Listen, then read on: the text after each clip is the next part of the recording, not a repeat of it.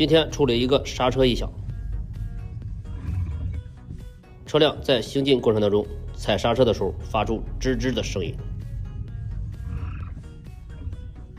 声音在室内听着非常明显。来，再听一下室外的声音，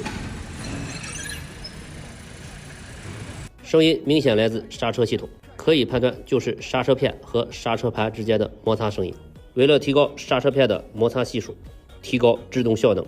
在刹车片的摩擦材料里掺杂着金属碎屑，用于提高制动力。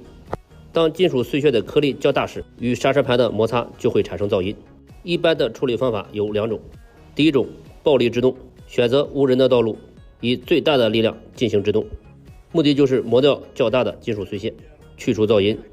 第二种方法就是人为打磨，拆掉刹车片，把摩擦片上的金属硬点打磨掉，也可以消除噪音。有同类问题的可以去试试。